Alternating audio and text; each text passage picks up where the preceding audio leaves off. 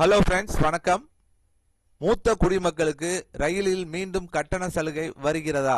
உண்மை நிலை என்ன பற்றி இந்த வீடியோவில் பார்க்கலாம். அதற்கு முன்னாடி நம்ம சேனலை இதுவரைக்கும் சப்ஸ்கிரைப் பண்ணலன்னா சப்ஸ்கிரைப் பண்ணிக்கோங்க. அப்படியே பக்கத்தில் உள்ள பெல் ஐக்கானை மறக்காம பிரஸ் பண்ணிக்கோங்க. இந்தியாவில் தினசரி லட்சக்கணக்கான மக்கள் ரயிலில் பயணம் செய்கின்றனர். குறைந்த கட்டணமும் பரந்த சேவையும் காரணமாக இந்திய ரயில்வே பொதுமக்களின் முக்கியமான போக்குவரத்து முறையாக இருந்து வருகிறது.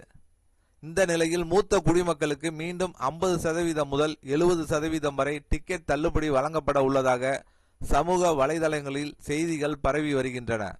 இதனால் பல முதியவர்கள் மத்தியில் மகிழ்ச்சி ஏற்பட்டாலும் இந்த தகவலில் உண்மை குறித்து சந்தேகம் எழுந்துள்ளது. கொரோனா பரவலுக்கு முன்பு 58 வயதிற்கு மேற்பட்ட பெண்களுக்கு 50% வரை, 60 வயதிற்கு மேற்பட்ட ஆண்களுக்கு 40% வரை டிக்கெட் கட்டண தள்ளுபடி வழங்கப்பட்டது.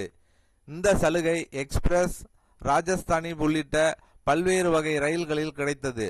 மருத்துவ சிகிச்சை, ஆன்மீக பயணம், குடும்பத்தினரை சந்திக்கும் பயணம் போன்றவற்றுக்கு இது பெரும் நிதி உதவியாக இருந்தது.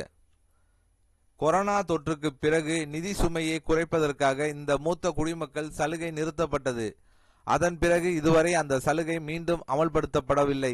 இருந்த போதிலும் தற்போது மீண்டும் 50% தள்ளுபடி வழங்கப்படும் என்றும் பெண்களுக்கு அதிக சலுகை வழங்கப்படும் என்றும் வதந்திகள் பரவி வருகின்றன. மேலும் IRCTC விரைவில் அறிவிப்பு வெளியிடும் என்ற தகவலும் பகிரப்படுகிறது. தற்போது வரை மூத்த குடிமக்களுக்கு ரயில் டிக்கெட் சலுகை மீண்டும் வழங்கப்படும் என்று மத்திய அரசோ அல்லது இந்திய ரயில்வேயோ எந்த அதிகாரப்பூர்வ அறிவிப்பையும் வெளியிடவில்லை. நாடாளுமன்றத்தில் எழுப்பப்பட்ட கேள்விக்கு பதிலளித்த ரயில்வே அமைச்சர், இந்தியாவில் ரயில் கட்டணங்கள் ஏற்கனவே பிற நாடுகளை விட குறைவாக உள்ளன என்றும் மூத்த குடிமக்கள் சலுகையை மீண்டும் கொண்டு வருவது குறித்து தற்போதைக்கு திட்டம் இல்லை என்றும் தெரிவித்துள்ளார். சமூக வலைதளங்களில் பரவி வரும் 50% முதல் 70% வரை தள்ளுபடி வழங்கப்படும் என்ற தகவலில் தற்போது எந்த அதிகாரப்பூர்வ உறுதிப்பாடும் இல்லை. எனவே இந்திய ரயில்வே அல்லது மத்திய அரசு அதிகாரப்பூர்வ அறிவிப்பு வெளியிடும் வரை இத்தகைய தகவல்களை நம்ப வேண்டாம் என்றும், முதியவர்கள் மற்றும் அவர்களின் குடும்பத்தினர்கள் தவறான செய்திகளை பகிர்வதை தவிர்த்து அதிகாரப்பூர்வ அறிவிப்புகளை மட்டுமே நம்புவது நல்லது என்றும் கூறப்பட்டிருக்கிறது.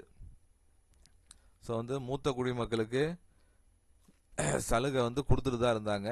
இந்த கொரோனா காலத்துல இருந்து அது ஸ்டாப் பண்ணிட்டாங்க. அதுவும் 50%க்கு மேலே ரயில் கட்டண சேவையில் கொடுத்துட்டு இருந்தாங்க கட்டணத்தில். இப்போதைக்கு அதில் எந்த மறுபடியும் அறிவிக்கிறது மாதிரி இல்லை.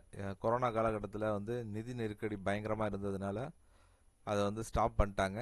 இப்போ சுத்தமாகவே அதை மறுபடியும் கொண்டு வரணும் அப்படிங்கிறது கோரிக்கை போய்கிட்டே தான் இருக்கு. பட் பரிசீலனை தான் இருக்கு.